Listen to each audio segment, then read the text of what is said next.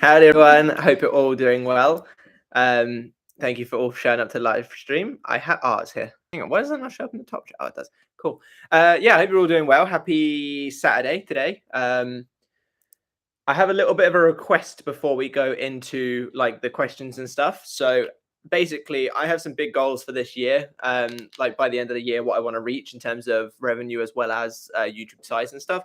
So if you guys could comment below, obviously people watching this post and anybody watching this live, if you guys could comment below some things that you would want to see on this channel, but also some things that kind of make you subscribe to manifestation channels, whether it's mine or someone else's, what made you subscribe to me and what makes you subscribe to other people, just so I can kind of get a gauge of like what people want from a channel so that I can obviously improve in those areas and make it easier for me to, reach those goals from a 3D perspective as well as doing the mindset work. But yeah, I'd really appreciate that. But with that out of the way, I'm going to start getting into comments because we've only got an hour today because we're actually recording a collaboration later with a channel that I'm going to keep secret for now, just to build the suspense. But there's a we're going to be doing a collaboration this evening, both of us, with another YouTube channel. So yeah, it's going to be a bit different. So that's why we're going to have to keep it to just the hour today, which we've done the past few times. But just to let you know. So getting straight into it, H says, "Yo, Matt and Katie, howdy, howdy." Hello. Mr. The Almighty One says, "I'm so confused, Matt. It's been a few weeks and all is going well, and now my SP is gone again. This isn't on me, bud. I have no idea why she keeps walking away, saying we aren't together, but yet she keeps returning back to me when I give her space. What's wrong with her? Because I'm all loved up in her." Well, is it potentially the element of how much you're invested in this? You keep, obviously I've read the other stuff from other previous comment sections and stuff, keep talking about how she's gone and how like you invested your love and you went here and you said this and you pushed for this. And is it just potentially that you're sitting in a space of like need? You're kind of wanting and needing her to make that shift to finally come in with that commitment. And then when she doesn't, you're obviously then letting it get to you quite considerably. And that's obviously creating this vicious cycle. Because remember, we're supposed to be assuming what we want to be already in existence right now. So by kind of letting it, when she does disappear, get to you, all you're doing is just reinstating that to your subconscious mind to say, she's gone. How do we move past this? You manifested her back the first time and started getting the movement and everything. If it's not broken, don't fix it. So do what you did to manifest them back the first time. And then when they're back this time, try to keep an eye on what it is that you're doing. Try to keep an eye on if you're coming from the angle of, pushing or trying to prove your worth or trying to prove your love or trying to make her want you more or something like that, and kind of stay in a more calm, collected and confident way of, I know I deserve this. She does feel these things for me. And then kind of just take a step back a little bit and just allow it to come to you instead of trying to make it happen. Because even just the way that you phrase that comment there, even if I had no idea about any of your sort of like previous experience, the way that I would see this is that you're waiting for her to give you a relationship instead of allowing her to come in so that you can give her one, if that makes sense. It's a completely different kind of way of seeing the whole situation. If we could all like the live stream, it just gets it pushed out to people. So thank you very much. H says, "Matt and Katie, I think we have an option. We all have at the moment when we are triggered. We can either process it or we can wallow in it every freaking time. Y'all, I highly recommend Katie as a coach to men here. She is patient and calm and will give you good POV as a woman and as a conscious manifester. Manifester. Watching manifestation videos is like porn addiction. We desensitize our mind to what we actually need to work on. Matt, can you have a monologue to forgive our SPs from a male perspective?" Okay, well, I'll tackle those individually. So yes, you are right. We do have an option every single time. You can either, as you say, like process it, allow those feelings to come through, or you can dwell in it. And we all know that the dwelling in it is going to be the wrong thing. Now, processing and dwelling are different, even though they both involve you looking at what you're feeling. One of them is looking at it from the perspective of how can I move past this? And the other one is looking at it from the perspective of, oh, woe is me, and, feeling awful about it. Always pick the processing, always pick the looking at it, feeling it through, understanding what you need, and then moving past it. And then as for what you said about Katie, yes, Katie's did very well with the two people that she worked with. Actually, no, I'll let you talk for yourself on this part. Okay. Yeah, thank you very much for saying that. At the moment, I'm not actually coaching, and I won't be for a few months, I think, maybe a few more months. Sort of towards the end of the year, I might be. There may be opportunities to win coaching with me again, or something like that. But for the time being, because I have a like regular job as well, and I'm like busy and stuff. I'm not actually doing like coaching services. We was possibly thinking about at some point soon having the option to either be on the email waiting list or have coaching with me, because obviously there is a waiting list and stuff, but that will be like probably one or maximum of two at a time, and that's not going into place just yet. But yeah, at some point I will be coaching, but just not right now. The next part about watching manifestation is like porn addiction. I would agree to a degree. I don't think it has the same negative effects as porn does, but I do agree that people can find themselves consuming content way more than actually applying content, which if any of you have been around the channel for a long time, I even posted a video before saying you need to stop watching it once you know what you're doing. Even if it means abandoning my channel, I'd rather you abandon my channel to make your successes than continue to watch me and not actually go anywhere. So yeah, I would agree that it does kind of keep you doing what it is that you should be doing, like obviously the application, and a lot of people use it as a comfort blanket. Now you have to consider, why would I be using it as a comfort blanket if I had my person, or if I had my job, or if I had all of this stuff? Obviously it's because you're not actually in a state of having it. So it's kind of one of those things you have to consider why you're doing it. And as for the Matt, can you have a monologue to forgive our SPs from a male point of view? So I think forgiveness is a human species point of view. I don't think that there's any one, like every single male will forgive in the same way, same as every single female will forgive in the same way. I just think that the reason why it's a human species is because forgiveness is the way forward, and how you forgive is up to you. But from my perspective, the best place is to start with forgiveness, especially when incorporating how manifestation works, is to understand that you created it, or at least take some sort of accountability for, my thoughts create my reality, and whether I meant to do this or not, I did create this situation. That's what I do. If any of you are in my members only, I posted a video the other day where I basically told you all about a terrible circumstance that I caused and took full accountability for, because you can't go anywhere if you can't take accountability. So I think taking accountability is the first thing.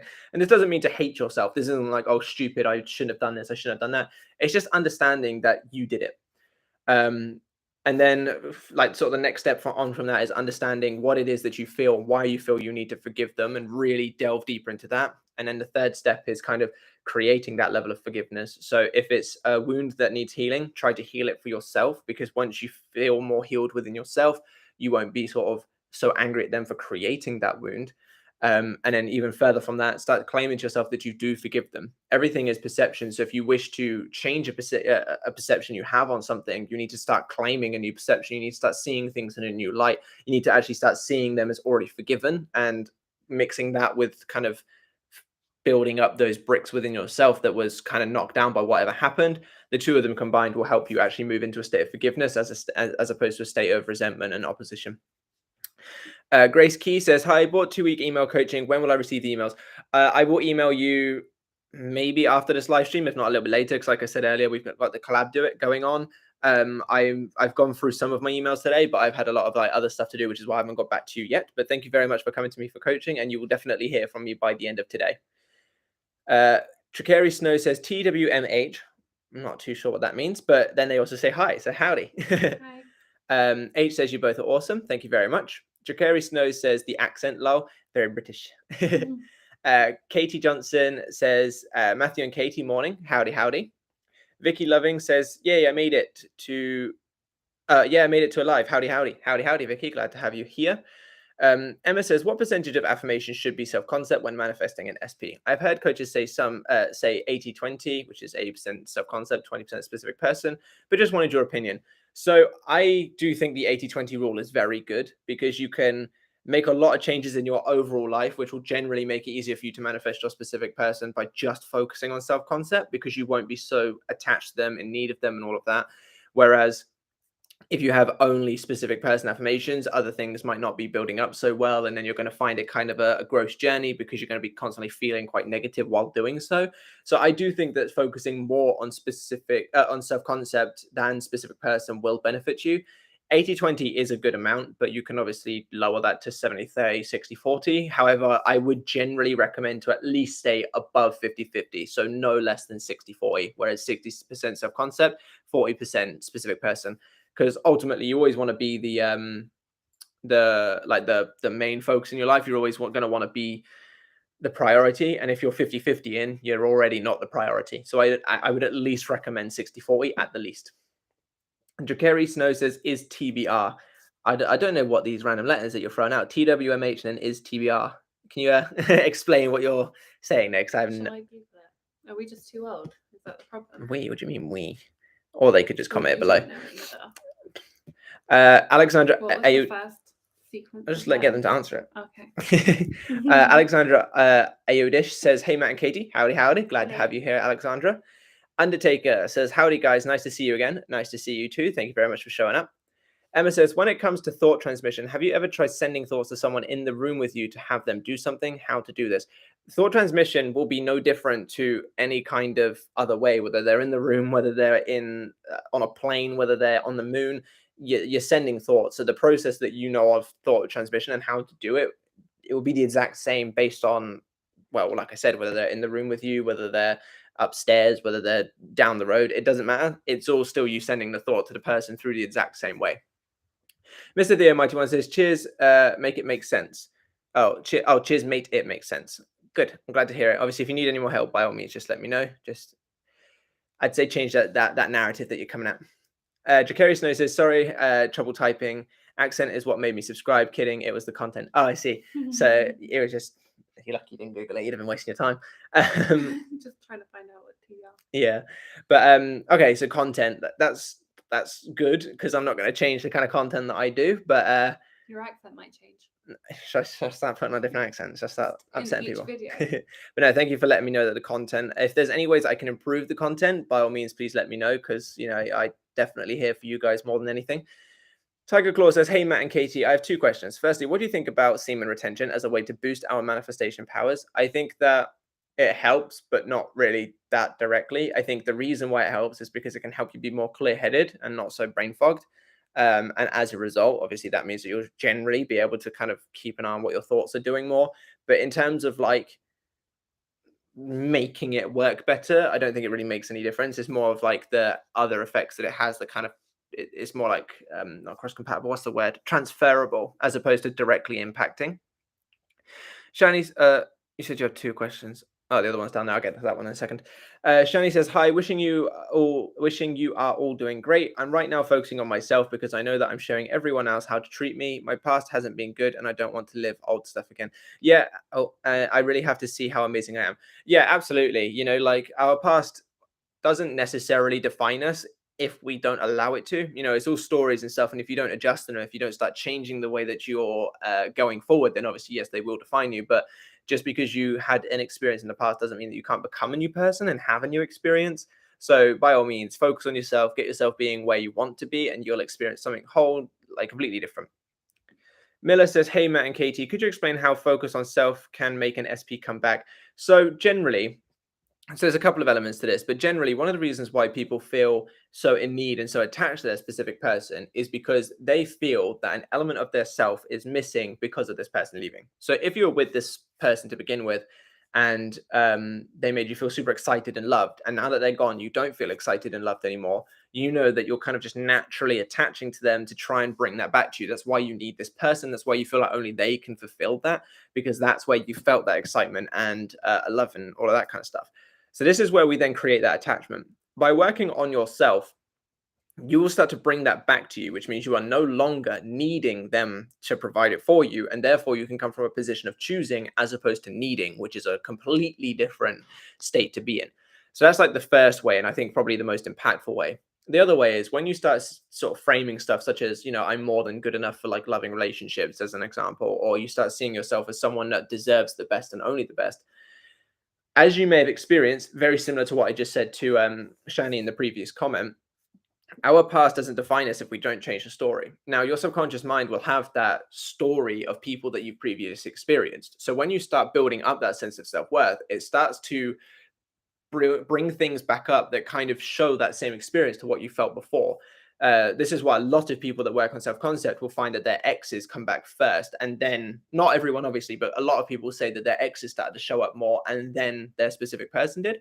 Reason being, when you're building up your self-concept, you're building up that level of self-worth and you're starting to build yourself up to a position that makes you feel better or makes you feel more sort of loved and better about yourself. And maybe the last times that you experienced that kind of stuff was in relationships. So it starts to match you to things that related to that. This is how your subconscious mind keeps hold of stories. And then by continuing to persist and changing the story you have about your specific person, that's then when they come in. So those are like 2 ways that working on self-concept, working on yourself can bring in your person. It helps you relieve attachment and need, which helps you just generally manifest them easier. But because your subconscious mind generally will take sort of previous experiences and push them back out because of the stories that it has impressed, once you start to build yourself up, some of those past experiences will start to sort of come up as well. And this can come in the way of your specific person. Tiger Claw's second question is also, if 2 people are consciously manifesting the same SP, who comes out on top? Let's say they both have similar self-concept. By the way, this isn't the case with me. I'm just curious what you would do. So this depends on kind of how you perceive things. I go by the infinite realities theory, which is essentially the idea that there's infinite realities with infinite possibilities. My father has many mansions, that sort of scripture verse saying. And what this basically means is that you'll both win in your own realities. So we're not shifting the version that we are experiencing. We are shifting what we are experiencing. So I'm not like, if I was manifesting Katie and someone on here was manifesting Katie as well, I wouldn't be changing reality 1 version of Katie to be with me and not the other person. I would shift to, let's say, reality 2, in which I'm already with Katie. And that other person, when they impress their subconscious mind, will also shift to reality, their reality 2, 3, 4, whatever it is, where they would also be with Katie. So everyone wins. And well, I'm not going to say no one wins because that doesn't quite make sense, but everyone wins in their own reality because it's you that's shifting realities. There's infinite possibilities that you can shift into. So by aligning your subconscious mind, aligning your story with your subconscious mind to what it is that you want, you will shift to a reality in which that's playing out for you, and the other person will also do the same. But in those realities, they won't coexist, basically. Yeah, so hopefully that answers your question. Scary Love 404 says, hello, howdy. Patricia says, can you please recommend me some affirmations I can use so that my SP stops smoking? So you can obviously go for like the perspective of like, I'm so happy and grateful that my specific person has quit smoking, or since quitting smoking, my specific person is so much healthier, or even something goofy like, now that my specific person has stopped smoking, they have way more money to spend on other things of that nature. It's just, what would be true if you were experiencing a reality in which a specific person had quit smoking? How would you sort of think? What kind of statements would you say if someone asked you, do they still smoke? Oh no, they don't smoke. They haven't smoked for X amount of time, or whatever you want to go with, and just put them into statements and just put them into any kind of affirmation such as that. Emma says, need a good manifestation routine, especially considering I'm manifesting multiple things at once. What's your routine when manifesting things? So my routine is, I try to stick to the same one, but with obviously having to take kids to school and then stuff like that, sometimes I don't have time to do everything specifically when I would want to do it. But I generally, when I wake up, at least sort of 5 to 10 minutes in my head, I'll usually do some affirmations, because obviously like getting the kids ready and Katie's there, so I'm not going to say them out loud. But I usually do about 5 to 10 minutes of affirmations in my head while I'm kind of sorting things out and kind of getting ready for the day. Then once I've done that and like kind of gone to a more settled place where Katie's at work, the kids are at school, I'll then start to do 1 page of my gratitude journal. So this is, I usually wake up at about 8-ish, and then at probably about, assuming I haven't gone to the gym, it'll be about 9. If I have gone to the gym, it'll probably be about 10:30. I'll then do about a page of my gratitude journal, which is just where I write out things that I'm grateful for, some that are actually in existence now, some that I want to experience in the future. And then I will, while doing emails, I'll generally listen to the Subliminal app that I have a promo code for. If anyone's interested, by all means, just put it below, or like message me directly and I can give it to you. So you can get 15% off if you're Apple, and a month off if a month free if you're Android. But I'll listen to that while doing my emails, and or depending on what I feel like, I might listen to one of our custom affirmation tapes, which you can get on my website. And that's about it for that, like for like the morning routine. But then as I go through my day, I will try to affirm kind of whenever I have time. So if I'm putting out washing, or if I'm washing up, or if I'm walking to the shop, I'll try and do some affirmations. And then I will try to affirm as I fall asleep. So literally I'll lay there affirming stuff in my head as I'm falling asleep. Not always able to keep on that, just because sometimes I conk out before I'm even like aware of it. But generally that's my routine, and that's pretty much all I do. Do you want to go? So mine is probably a bit different because I do a lot of other things. So I do a lot of like witchcraft and stuff like that, and setting intentions and that sort of thing. The main part of like any kind of spell or anything like that is setting the intentions. It's the same kind of idea as affirmations in your head or whatever. It's like setting the intentions. So a lot of mine is like burning candles, success powder, like all of these kind of things where like they'll be part of my routine. So every time I'm in the kitchen, I will light candles with different like things on them and stuff like that. And it's like whilst I'm cooking. So whilst I'm cooking dinner, I'll burn these candles. Each candle means something different. Each candle is bringing in things for me and stuff like that. But yeah, most of the time, like manifestation wise, I affirm in the car. And I either do that by literally saying a story out loud, like I'm talking to one of my friends. But I actually noticed something funny with this. So I was talking to one of my friends in the car. So she wasn't there. I was talking to her as if I was like explaining something that I'm working on, basically. And then I realized she kept canceling her plans with me. And I was like, this is because I am affirming that I'm not speaking to her until after the other thing has happened. So I can't possibly see her. So I had to change that. And I now speak to like a relative that I never see at all. And I basically just tell them the story of like, oh, so this is, what's going on with me right now. This is what's happening. This is, oh, I haven't seen you in so long, but since I last saw you, this has happened, that has happened, this has happened. And yeah, that's basically what I do. Or sometimes I sing it because singing affirmations sounds better to me, sort of thing. And then at night, I kind of think about things. I've only just started doing a journal kind of thing now. So like lists and that sort of thing. But yeah. Yeah. And a lot is like baths. I find baths really helpful for, because you're completely clear and empty of everything else when you're having a bath. And like I have things that I put in my bath because of witchcraft and stuff like that. But that's where I do like my affirmations and visualizations if I'm ever visualizing, which I probably do, I'd say only like once a day, but I put all of them into one. So everything that I'm working on goes into like one visual thing. Yeah. H says, also, my triggers and spirals are way smaller now. That's good. That's a good sign that you're sort of making that progress going forward. Katie Johnson says, what is the number one way to get out of a mental waiting stage? Example, an SP asks a person to wait and occasionally leaves breadcrumbs. How to fully let go? Sounds easy, right? So I think that this kind of problem, and I like this is a generalization. I don't know for sure whether this is your situation. It's just not having enough going on in sort of your day-to-day life. You know that saying like time flies when you're having fun? This is kind of how I perceive it. Like if I feel like I'm getting too like I need to see some movement, or if I feel like I'm kind of like, I've been affirming for a little while and where is it? Because we all have those moments. No matter how good at this you get, you will still have those moments.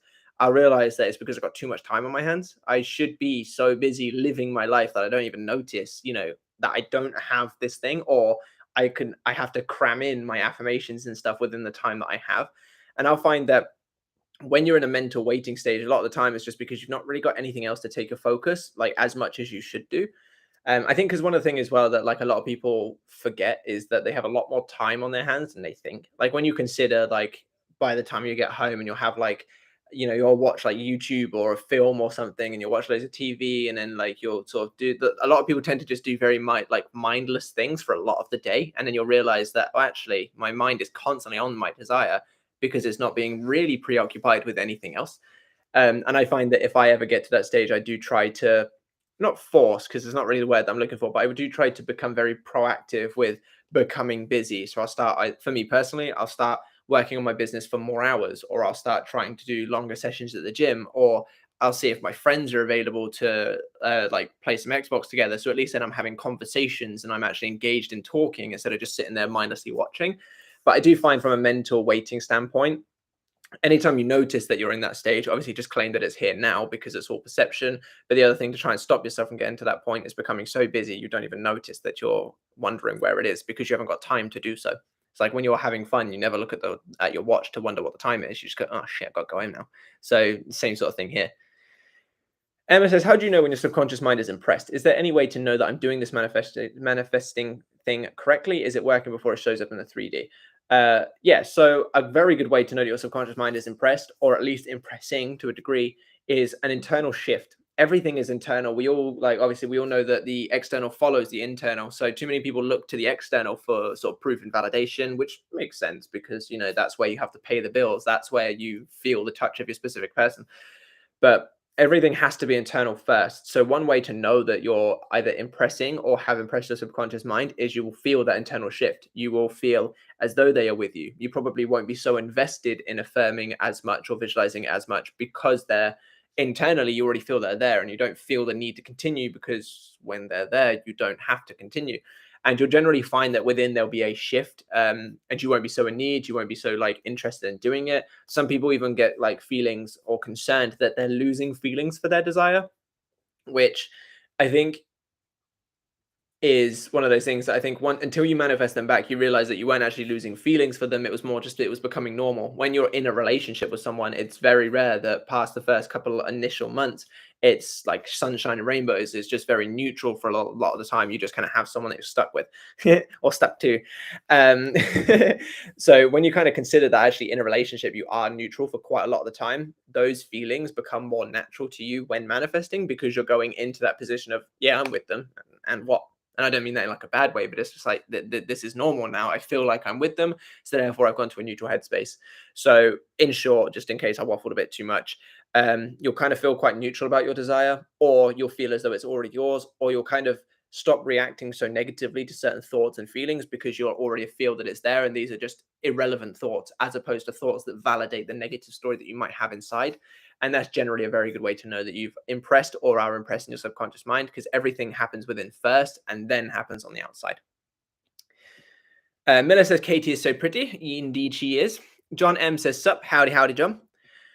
Scary Love says, a question. Was trying to manifest my SP or significant other back, but he came back as a friend, and I realized that I don't want just friendship, that I don't want just relationship or friendship, but marriage with my specific person. How do I change my manifestation? So now that you've got more clear on what it is that you actually want to experience, now would be the time to sort of push for that even harder. Not push as in force it, but this would be, okay, I know I want marriage. Let me turn my affirmations or visualizations into that of marriage. Let me focus on that end result and really dwell in that end state and continue going. Just because they've come in as friends now doesn't mean that they can never be can never be married to you. You just have now continued to persist in that assumption that they are married to you and allow it to come in and not worry about the fact that they're only friends now. It would be pretty much the same as anything else. You just got to push past to get to your desired end, which in this case is marriage. Hang on, I accidentally jumped. Okay. So Danielle Alexandra says, hi, Matt and Katie. I am relatively new subscriber to your channel. Well, thank you very much for supporting the channel. You've been my favorite to watch in this short time compared to others I've been watching for months and months. You sound like what you're saying. You say it with conviction, and that makes it more believable for me. So thank you. You're very welcome, and thank you very much for supporting the channel and for the kind words.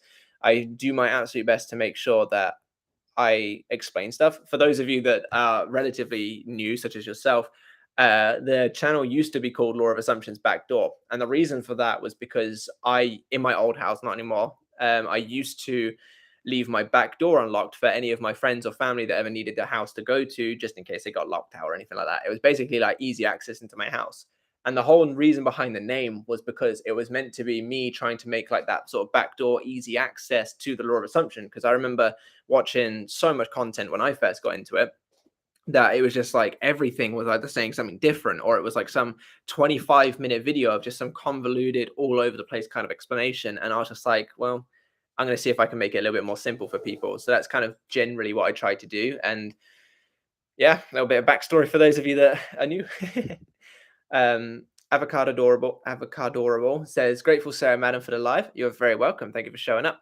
Scary Love says, you guys are so inspiring. Thank you very much. I do appreciate that.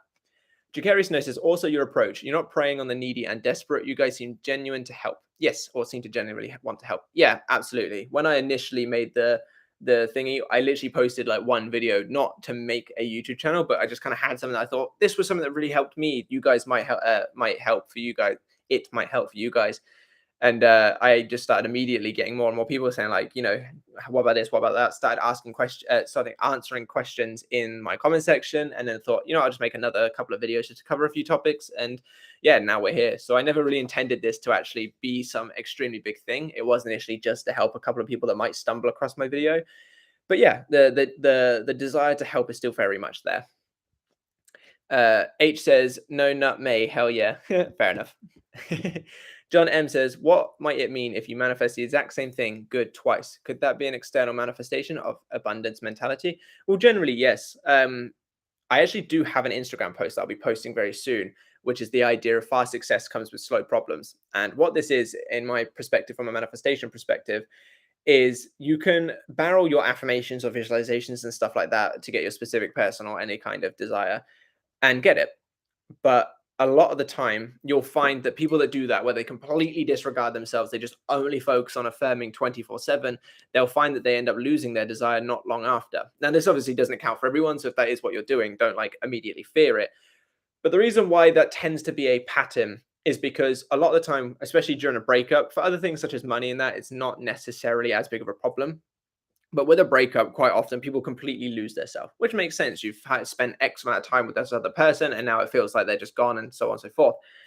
But it creates that kind of hurt self. It creates that your self-concept tends to take a hit, takes a drop. And by barreling affirmations, you get your desire because you focused on it, but you don't become the person who has your desire. You don't become them until take on that state. You've just said it so much that it happens. And that's often why self-concept work is amazing for retaining your desire.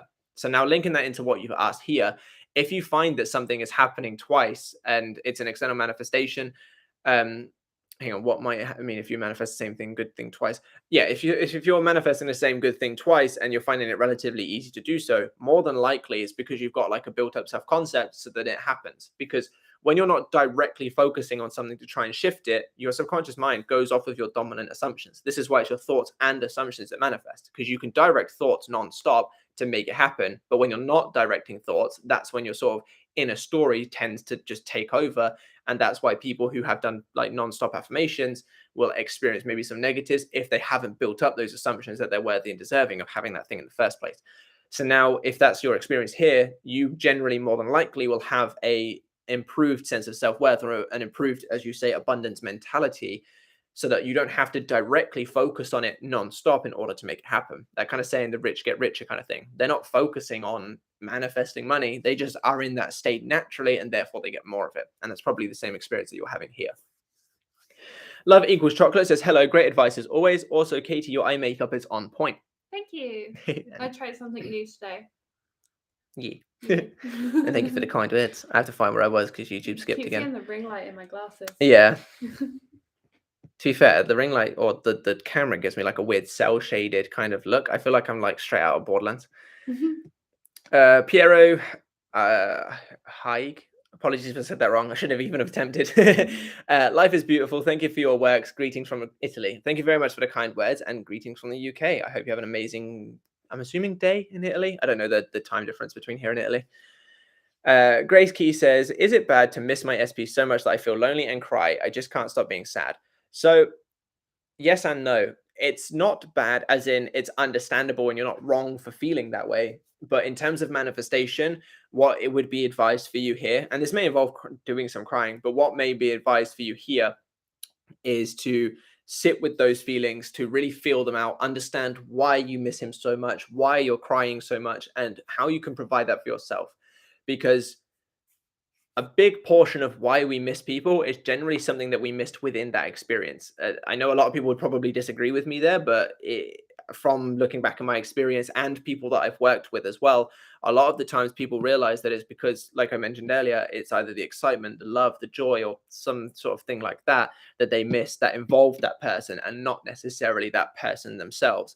So look deeper and see what it is that you do miss, what it is that's making you sort of so caught up on this and crying so heavily and like being so sad, and see if you can provide that for yourself, whatever it is that you're missing. If it's excitement, do things that make you excited. If it's happiness, try and be around people that make you happy.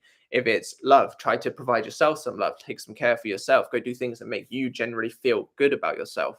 And over time, it may not be immediate because, it's still going to be hurting. There's still that wound there. But over time, you will find yourself, because you're dealing with those emotions as they're coming up and allowing them to pass through, as well as providing yourself whatever you feel like you're lacking, you will gradually build up that sense of self-worth. You'll gradually start providing yourself those things, and then you won't need them as much. And therefore, like I mentioned earlier in the stream, you'll come more from a position of choosing as opposed to a position of needing. And that therefore you're in definitely a much better position. And more often than not, you won't find yourself sort of crying and caught up by it.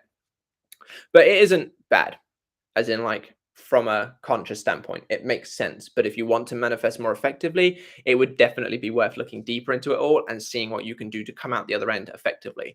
Because one thing that not a lot of coaches talk about is manifestation is just as much about damage control as it is about creating your desired life. It's all well and good to be affirming morning and night and for 5 hours a day. But if you're thinking like crap and if you're in the wrong state for 6 hours a day, then you're still not really going to be getting any headway. So you've got to learn how to damage control or regulate your feelings, or however you like to refer to it, so that you can do less conscious creation work, because there's not as much to battle against, because it's not a quantity, it's a dominant state. If you're catching 6 thoughts out of 10, that's still 60%, which is equal to catching 600 thoughts out of 1,000. So the less you care, the less you're fighting those opposing thoughts, the less you have to do to actually manifest something.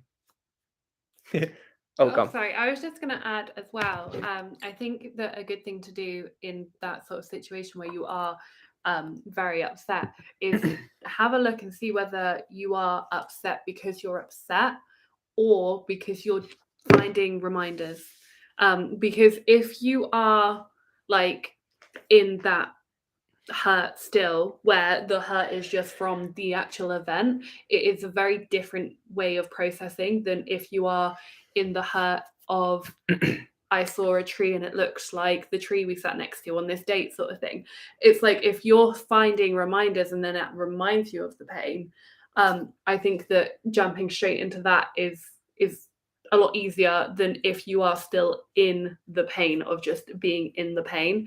And I think that, I don't know where I'm going with this kind of thing, but basically like the pain that you're feeling, it's important to tackle it head on if you are in that stage of I am in pain, rather than going for distractions. I think once you have got past the part of just being in pain and reminders is what's causing that, then you can go and find the distractions and give yourself that and give yourself all of the things. But if you are just sat in the actual pain, then it is time to really, really look after you and just don't try and fill the void just yet. Get past the pain first, then try and fill the void kind of thing. Yeah, I hope that made sense, but that was rambly and so bad. It was a continuation of what I said, basically. Like sit with it and then understand what you need.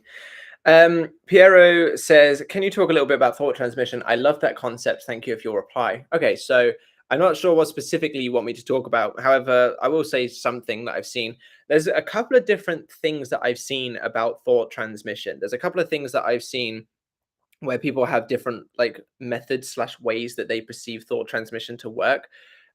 My sort of preferred one, or the way that I kind of perceive thought transmission, is that of thinking as though you are the person thinking of yourself, if that makes sense. So if I was to sit here, I would think as though I'm Katie thinking about me, and that kind of puts that thought into motion, so to speak.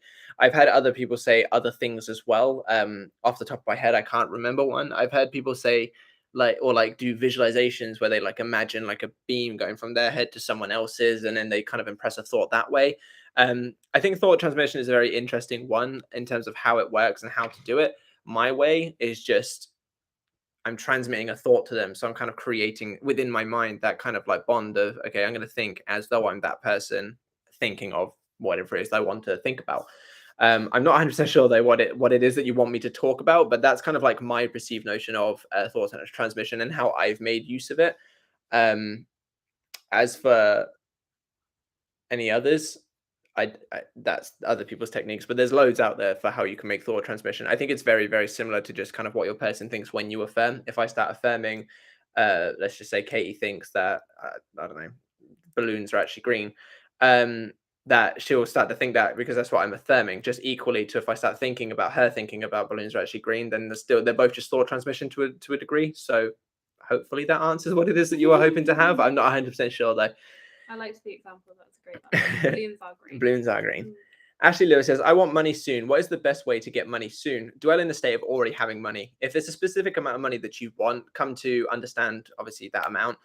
Create scenes and statements that imply you've received that amount, and then do basically dwell in the end state of that happening. Any opposing thoughts about it not coming or when's it going to come, try to notice them, and if you need to deal with them, like if they're really bringing up some deep anxieties, then deal with them effectively by sitting with them and allowing them to pass. If they're just kind of little thoughts, then just redirect them back to, nope, I've already got X amount of money. A couple of affirmations could be, I'm so grateful to have received X amount.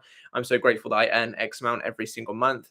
I'm so grateful that X amount comes to me so easily and effortlessly. And just dwell in the state of having it, because manifestation is the process of becoming the version of yourself who already has your desire, and your subconscious mind will take the path of least resistance to get you there. So the sooner you can impress it by dwelling in that state of having, the sooner you'll get it anyway.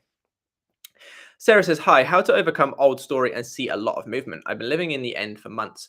So overcoming the old story, I think a lot of the times people sort of, I don't know how long you've been in the stream, but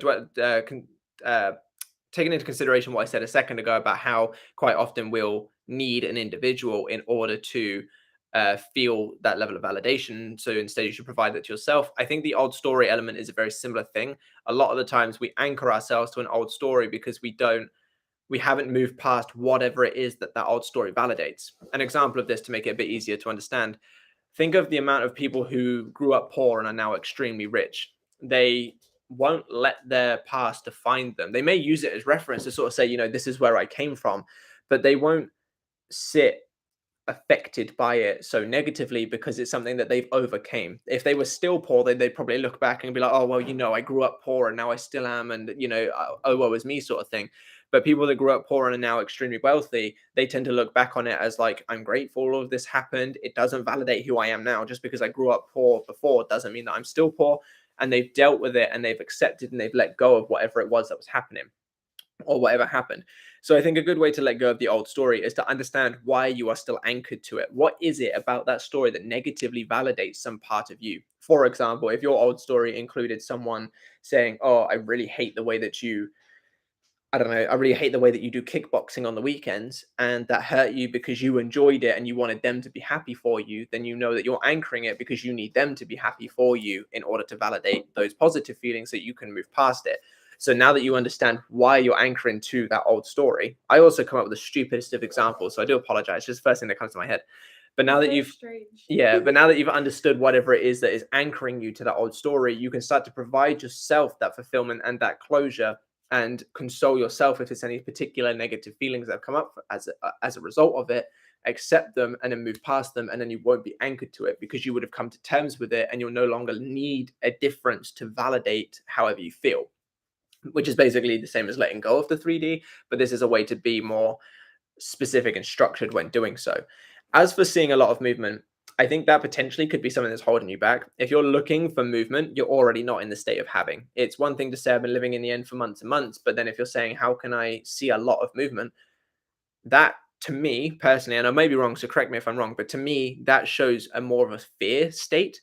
The reason being, why would you want to see movement and not the result? Like if you would come here and said something like, oh, I've been doing it for months and months, but still I haven't got my end result or something like that, then that would, to me, would say, okay, you've been doing it for a long time, you're getting a bit frustrated.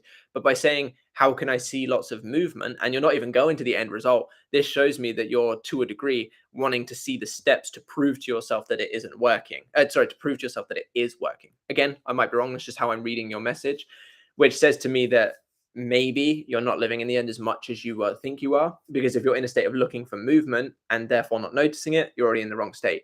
If you want to see movement instead of the end result, very similar to how people want to see texts in before the relationship, or they start manifesting text before the relationship. A lot of the time, to me personally, that shows that kind of fear of, I need to make sure these little pieces are coming into play in order to get me to my end result. But the problem with that, if you dictate the middle, you won't enjoy the experience. But if you dictate the experience, you'll enjoy the middle, because it'll all come naturally. That text will come at a random time. Those dates will come really spontaneous. Or obviously, I don't know what specifically your desire is because you don't say it in your comment, but you get where I'm coming from, hopefully. NK says, if I'm affirming for marriage and they're getting the same thought, Oh, are they getting the same thoughts? Sorry, I thought there was more to that. So I actually do have a whole video on this that actually went very, very viral. But yes, they will be getting thoughts in alignment either with that end result or things to lead up to that point. So for example, if you've been affirming marriage, they may not necessarily directly get a marriage thought, but they might get a thought about how much they love you and want to spend the rest of their life with you or something like that. Or they'll start thinking about you in a way that's like, oh, maybe I could go see what's going on with them. Depends kind of what version of them you're currently experiencing. But yes, their thoughts will be in alignment to some degree of that affirmation, which is quite often why you'll find that people will take inspired action or you'll take inspired action, depends on how your bridge of incidents plays out, to get you from where you are to where you want to be. It's because of those little mini thoughts that they might end up taking a different route to work, which causes them to bump into you. And then that's what will lead you to your end result. And they could have been thinking something along the lines of, I really like this person. And because of those thoughts, they then take a different route to lead them to get into you. That makes sense. Hopefully it does. But yes, they will get thoughts that are in alignment to a degree of whatever it is that you're affirming for. Solani says, hi, Matthew. Hi, Katie. Howdy, howdy. Dev Priya says, hello. Howdy, howdy. Hello. Grace Key says, were you the one who manifested Katie, or did Katie also manifested you back as well? So as far as I'm aware, it was solely me, because Katie didn't know about manifestation at the time. So, and I also do operate under the basis of shifting into realities. So it would have been me manifesting, and to a degree her also, without even being consciously aware of it, by thinking of me, I suppose. But in terms of like consciously doing it, it was me. I was thinking the very opposite. Nah, never. Yeah. No, never. No, you can let go of me. Like, no, I shall not text him. I shall not text him. I shall not contact him. I shall not speak to him. That was me in my brain. So she attracted what she ran away from. But I'm too fast. So, Ashley Lewis says, best way to speed up your manifestation. So I'm pretty sure you asked it a second ago. Yeah, about the money soon one. So the fastest way to manifest anything is to dwell in the state of already having it now, because your subconscious mind takes the path of least resistance to get you to the reality in which you're already experiencing that thing once it's impressed. So if you just focus on already having it now, the pieces will get together and it will get you there fastest way possible. Basically, surrender to your end result is the fastest way to manifest anything. Tiger Claw says, Katie, when Matt was manifesting you, or when you were manifesting him, what thoughts and feelings were going through your mind? There you go, you're up. Okay, so to begin with, like I just said, it was no, I shall not text him. I will not speak to him. I never want to see him again. Never ever want to talk to him. Blah blah blah. But also at the same time, I was getting my phone, trying to text him, like typing out, messages and then deleting it, and then like nearly phoning him and stuff like that. So I was having like these very, very like mixed emotions with actions kind of thing. And yeah, so I was not like, I wasn't feeling very good or anything like that. It was like a very bad time, and I was like very down and upset and everything. And then basically what happened was one day so for that day I had like plans for the whole day and everything like that.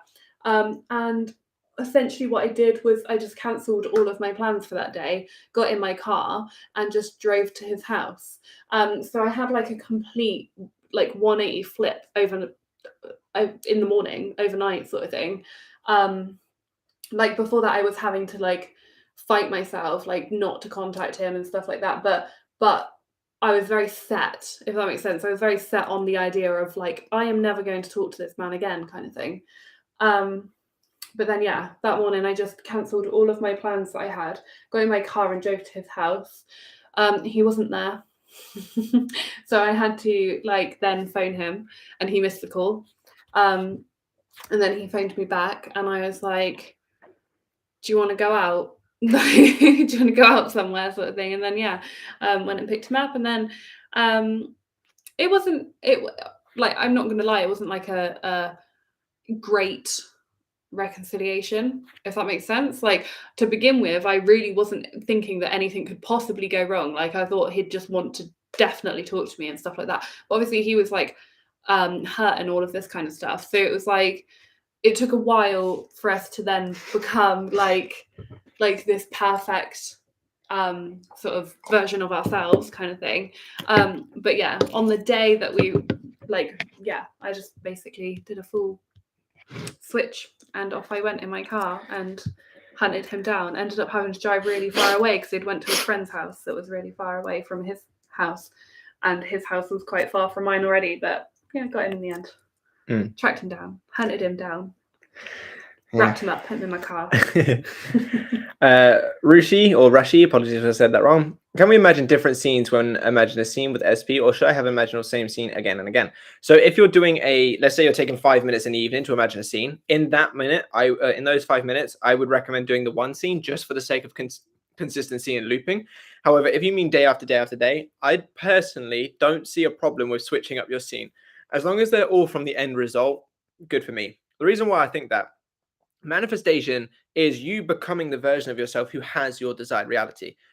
If I was manifesting a specific person and then getting that person, let's use Katie as an example, I would wake up next to Katie, have dinner with Katie, talk to Katie, probably go for a walk with Katie, there's just 4 things off the top of my head, all within one day. So there's no reason why you can't have multiple different scenes that you do day after day after day. If you're in your end result, these things would all experience within a day, then there's no reason why you have to stick to just one specific scene, because you're trying to match that mindset. So if you'd experience different things day after day, then there's no reason why you can't use different experiences day after day now. So I think you're fine. I think as well that switching it up a little gives that kind of tingly excitement as well, which I think is always really nice when it comes to thinking about your end result. I don't think it's required, but it's definitely nice to have that butterflies or that bit of excitement and stuff like that. So I think by switching it up a little here and there, you will get that little burst of energy that comes with it. And I think that it's definitely a push in the positive direction sort of thing. It's not needed to manifest something, but to feel good about your manifestation does definitely make it better. Yeah. For those of you who wonder what I do when Katie starts talking, I just play a stupid little phone game. You know, the ones that you get on the adverts on Instagram. I play that. But yeah, exactly. So Emma says, I know. Oh, is that? Yeah, it's the next one. Emma says, I know they talk about your SP hearing your affirmations, but if you're visualizing, does SP start to see the same visualizing in your scenes, or do they just start thinking of you? So sort of similar to what I said, it would be in alignment with whatever it is that you're visualizing, because it doesn't matter what the technique is. They're all just ways to structure your thoughts. A script is a written thought. A visualization is a visual thought. An affirmation is a spoken thought.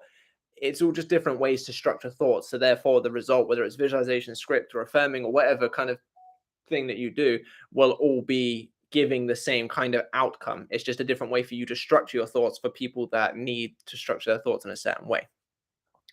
855 Roxy says, SP parents pushing him to marry someone else due to religious beliefs. SP still has feelings for me and sees me every now and then, but no commitment. Not sure how to change this. So for starters, you're going to want to get a clear understanding of what it is that you want to experience. So whether it's relationship, marriage, friends with benefits, just friends, him not married, it doesn't matter. Whatever it is that you want to experience, get deeply clear on that experience. Then you're going to want to create those scenes and statements that imply that that is what you are currently experiencing. I only say scenes and statements just again, because like I said, the structuring of your thoughts is a way to help you kind of dwell in that end result from a more structured basis. But create those scenes and statements that imply that it is true for you right now. Then you're going to want to go through your day kind of claiming this to be true for you as much as you can. If you have thoughts of the opposing, if they don't really feel like anything, just simply switch them to whatever it is that you want to claim instead. If they feel really bad, I would advise sitting with those feelings and allow them to pass, and then focus on your end result. And within all of that, look deeper and see if there's any kind of self-concept issues that may be getting in the way. A lot of the times, if there's any kind of third-party situation, it's because of some sort of inner problem. Basically, a lot of the times our subconscious mind will our subconscious mind pushes out a direct reflection. So if you have someone showing up, quite often the reason they're showing up is because you're telling your subconscious mind a negative story about yourself, which shows up in that way. So for example, if I say I'm not good enough for a specific person, or if I think that, this might show up in the form of someone more attractive than me, or someone that gets the relationship that I wanted from the specific person, showing up to prove to me I'm not good enough because this person is. So look deeper into why you maybe have this other person showing up and why they're probably pushing him to marry someone else instead of you. Obviously, I know you say due to religious beliefs, but if there's anything else within that alignment as well, and see what it is that you could adjust about yourself and about the way that you see yourself to be in alignment with that end result, simultaneously while telling yourself that you are living that experience. For example, I'm in this loving, passionate, committed relationship with a specific person. That's an affirmation that you could use if you wanted to. Got about just over 5 minutes, and then we're going to have to head off because we have the other collab to do very shortly after. Scary Love says, thank you so much for your answer and help. You are very welcome. Katie Johnson says, thank you, Matthew. That makes so much sense. I agree. Need to see my friends more often. Truth. I'm glad it makes sense. And yes, it's one of those things that you kind of don't think about, but it's very much true. The more busy you are, the less you have to even focus on doing your affirmations and such, because there's not as much time for opposing thoughts. If you can't find the time to affirm, often you can't find the time to think negatively as well. So kind of, it's one of those things where it's like the more that you've got going on, the less you care about your desire, the less you have to do, and the easier it actually is to manifest. One of the best things that I did for myself when manifesting Katie back was actually stopping putting the onus on Katie, and I started to go, well, fuck it. If I get it, great, or get her, great. If I don't, it is what it is. And I decided to start putting myself first and build myself up, and then that was when everything started to come in easier. So always put yourself first. Yeah. Emma says, I failed at manifesting SPs in the past. I'm manifesting an SP now. Will these past failed manifestations be a block now while manifesting my new SP? No, they will not be a block unless you assume them to be a block. Failed manifestation is not a failed manifestation, so to speak. It's not an event. It's not something that is sort of feedback loop unless you allow it to be feedback loop. If you go, I'm not going to manifest this person because I couldn't manifest them, then yes, you are seeing it as a block. But in terms of the process of manifestation, no, it's not a block. It's just not a story that you didn't impress your subconscious mind with or stay committed to enough to impress your subconscious mind with. So if you just let those experiences like fall away and go, oh, you know what, they don't matter because I've got this person, that's all that you have to do. Go on. Sorry, I was just going to say, another way that you can see it is that like the reason those happened was because all the way back then you knew the SP that you wanted was this one now. Yeah, you can also put a different story on it like that. Because you can't manifest, well, you can manifest multiple people, but if you had your heart set on this one particular person that is this person now, obviously the other ones would not have worked the way that you thought they were because you were heading towards this one person here. Yeah, you can reframe the story in your mind. But overall, it won't affect you unless you make it affect you. Victory302 Play says, hello everyone, how are you doing today? Very good, thanks. Hope you're doing all right.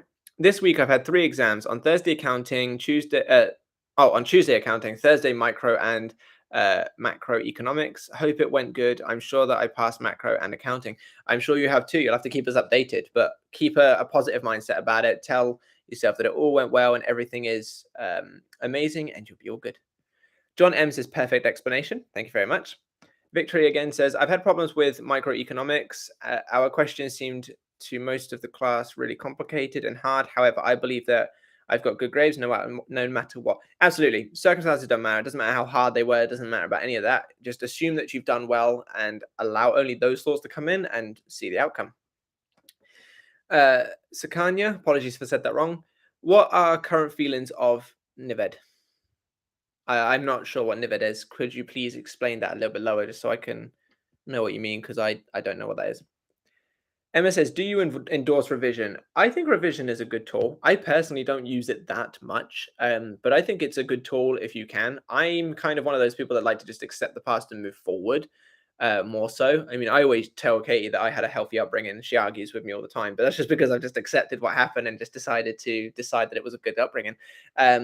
Because for me, that's just a way for me to be like, cool, it is what it is, isn't it? So I think revision is good. I personally don't waste too much, well, not waste too much time. I personally don't use too much time on it because I like to just kind of look forward as best I can. But yeah, no, I think revision is a good idea if you need to do it. Tattoo Tattletale says, hi, Matt and Katie. Howdy, howdy. Hello. How do we not let other people's opinions affect us or sink into our subconscious mind, especially related to manifestation that may appear to be morally incorrect as per society standards?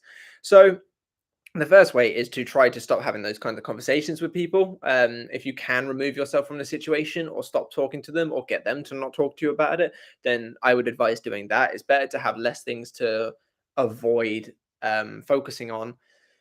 It's better to have less things to avoid having to focus on to move past and just simply just having like a clear, straight and narrow.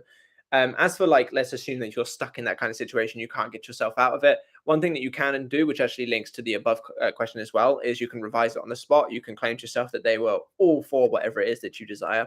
The other thing to do is just remind yourself that you're the operant power of your reality, and what they say and what they think actually really does not matter to you. If you want something, you should go get it. And I actually posted on Instagram today a post about that kind of thing, which if you're not following my Instagram, it's Mind Over This Matrix. But it's basically saying the same thing. It's just like, you can, if you want something, have it. It does not matter whether someone else judges you or doubts you or anything like that. If you want it, go get it. And I feel like, and this, I might be wrong on this, so correct me if I am wrong, but I feel like a lot of the time when people allow other people's thoughts and opinions to get in the way, it's because they require some sort of validation, or they don't have that trust within themselves. Now, this isn't the case for all of it. Sometimes you can get an opinion and it makes you rethink something, and then you're like, oh, yeah, okay, I see what you mean, and then have a different opinion. But if you feel like you're negatively impacted by other people's thoughts and opinions, it's because either A, you require their validation and you want them to agree with you, or B, you don't have enough trust within yourself to say, well, I want it, so who the fuck cares? And that's something to definitely work on. If that is you, just kind of build up that sort of self-confidence to say, well, I do want it and I'm going to have it regardless of what you think. I'm probably going to do like 3 more and then I've got to head off, unfortunately. So Jay Bay says, I skipped self-concept for so long and really got nowhere. The minute I decided to reprogram my brain just to not care about unfavorable circumstances, things started to move, including return of SP. Absolutely. Self-concept, while not like absolutely necessary, I would say it might as well be necessary. I think it's an extremely useful tool. Well, no, it's not really a tool, is it? It's an extremely useful way of life. You want to obviously start seeing yourself as a better version of yourself. But yeah, self-concept is extremely useful. I feel like, sorry, you should answer the one underneath it because it asks what is self-concept. How does it? Mm-hmm. Okay. Oh yeah, Ashley Lewis says, what exactly is self-concept? Honestly, I just don't get it. So self-concept, and I think that, okay, so self-concept is basically the way you see yourself. Okay. Now that's the general YouTube view. A lot of the time when people say self-concept, they mean how you see you. I've kind of thought about it a lot deeper, and I think it goes deeper than that, which I'm actually working on a full worksheet for this because I think it's a big thing. I think self-concept is concept involving self. And what this means is it is your concept of the things that involve you. So this is how you see yourself, how you perceive yourself to be within situations, how you perceive situations, and how you perceive other people involving those situations. So for an example, let me take a job. Self-concept in regards to a job would be how I see myself in terms of that job. So do I feel good enough to have that job? Do I feel like I deserve that kind of wage? Do I feel like I'm qualified or knowledgeable enough to get that? So that's the first element, is how I see myself. The other, like the next element or an element of self-concept would be how I perceive jobs in general. So it would be something along the lines of the more you work, like I might have the assumption of the more you work, the less recognition you get, or the more you work, the more you earn, or something like that. It's my view or my concept involving relationships. Then, revolving jobs. And then the next element would be people involved in it. So it could be my manager, it could be the company. So do I perceive them to perceive me as worth it? Because I may feel like I'm an amazing employee, but if I think my manager thinks I'm shit, then my manager's going to think I'm shit because that's my assumption involving them. So it's basically anything that involves you within a topic. It's your concept involving self in regards to a topic. So those are kind of like generally the 3 main ones, but it's also who you need to become in order to have that. An example of this, and I'm going to use money because I think it's a lot easier for me to explain with money. If I'm earning £20,000 a year, I will have a certain mindset. I could potentially be a bit worried about spending money on clothes just in case I don't have money. I could potentially be in debt. I could potentially, if my friend says, oh, I'll buy you dinner, I could potentially jump to it because I don't have money to buy myself dinner or something like that. Now, if I was to earn £60,000 a year, I would probably be completely different. I wouldn't look at labels on clothes. I would probably be the one offering to buy my friends food. There would be a completely different mindset between where I am at 20,000 to where I want to be at 60,000. Now, this is where the self-concept question that came up earlier about like losing it, I can affirm to myself over and over and over and over and over again that I'm on £60,000 a year. And I can impress that my subconscious mind with that story because that's my dominant thoughts in those moments. However, I did not adjust my concept involving self when it comes to money. So I'm now earning £60,000 a year because I affirmed it so many times, but I don't know how to think like a £60,000 a year person. So what happens is I'll get that £60,000 per year, but I will still probably be thinking, I can't really look at labels, or I can't pay for lunches. I can't do this. I can't do that, because I never actually adjusted my concept involving self when it came to money. I never understood what it's like to be someone earning that money. I never stepped into the state of having that money. I just said it enough to make it happen. So those are kind of like the 4 key components, in my opinion, of what self-concept is: how you see yourself, how you see the topic you're trying to manifest, because you can have an amazing concept when it comes to money, but terrible when it comes to relationships. So how you see yourself, how you see yourself in regards to those topics, how you see anybody else involved in it will see you, and how you operating from a thinking, feeling, and acting perspective in alignment with the version of yourself that would actually experience that reality. That's kind of what self-concept is. It's a general overarching theme of me in this topic. What does that mean, basically? I know it's a very long answer, but hopefully that like sort of gave you a bit of an in-depth thing, because I think a lot of people talk about self-concept as if it's just the way that you see yourself. And yes, that is the main theme, because if you see yourself as worthy and amazing, you're going to start getting those kinds of experiences. But if you still see someone else, like if I think I'm amazing in general, but I think Katie hates me and thinks I'm ugly, she's still going to hate me and think I'm ugly. So if Katie is the person that I'm trying to manifest, I'm not going to get the result I want potentially from Katie because of that negative assumption. So self-concept is your concept involving yourself. Anything to do with you in a topic, that's your self-concept. Hopefully that helps. I feel like that was a really good answer. Well, that's what the worksheet that I'm working on is at the moment, and it's taken me a long while.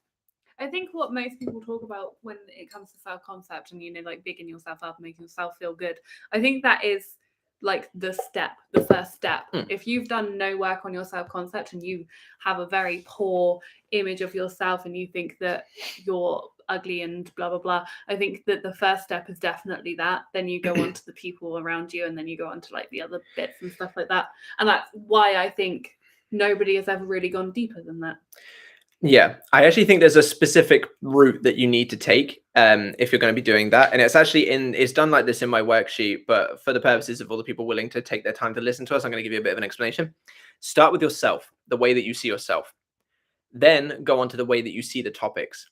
And then go on to the way that you see other people involving those topics. And those will find any limiting beliefs and any things that you need to shift. And then go on to what do my mindset need to change? The reason being, and I know this is a very long comment, so I do apologize for everybody else that's kind of wasn't caring about this, but I think it's very important. The way that you see yourself will always be king or queen for you, depending on what you are. The reason being, you are the person that needs to shift. It's you that shifts realities. It's you that shifts mindset. It's you that needs to shift when it comes to your mindsets. You're always going to want to have that best version of yourself.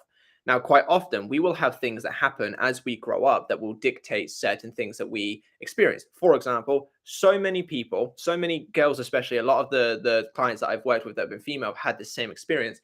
They will say things along the lines of, I have bad situations with relationships because I was used to listen to my mum say men ain't shit. So this is their topic of relationships. They'll have this mindset that men aren't shit because they listen to it their whole lives. So you can have a great concept, but if you still think men aren't shit, then that's your assumption of them, and that's obviously going to have an issue. And then the reason why I've put how other people perceive you last is because I think that that's a byproduct of the first two. I think if you adjust the first two, that will automatically adjust.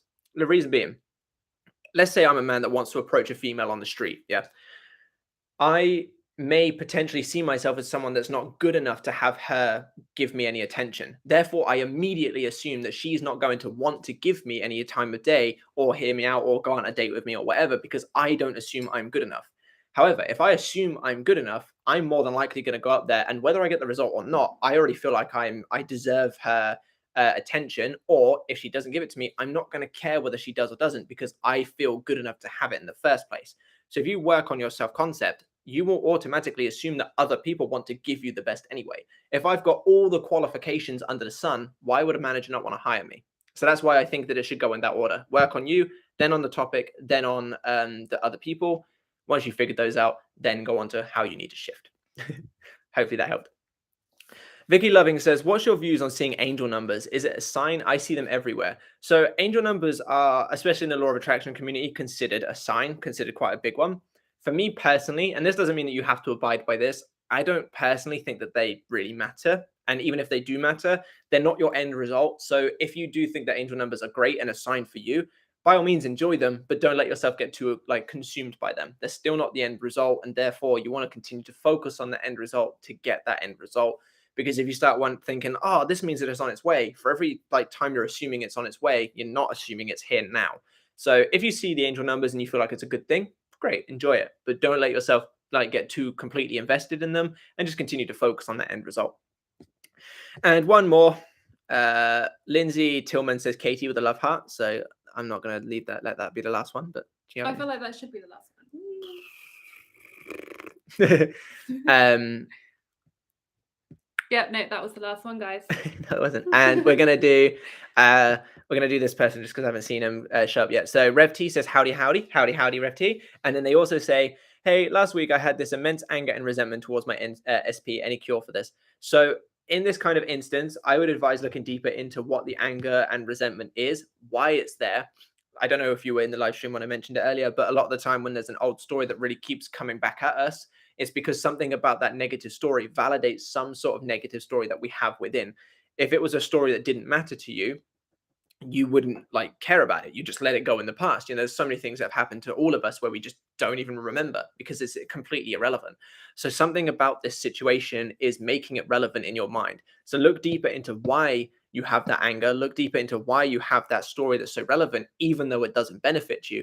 And then see if you can console yourself, see if you can provide yourself some sort of fulfillment, self-care, love, anything like that. And then hopefully that'll allow you to move forward. And then practice forgiveness. Simply stating to yourself, I forgive specific person for everything that's happened, or specific person and I have forgiven each other for everything, and we can now move forward in a healthier way. Things like that. Everything is all perception. So work on why you still have that story, and then work on claiming this new sense of forgiveness going forward, and you'll be all good. I really hope that everyone enjoyed today's live stream, especially that long old spiel about self-concept at the end. Thank you all very much for showing up, and I wish you a very good rest of your day. Bye-bye. Bye-bye.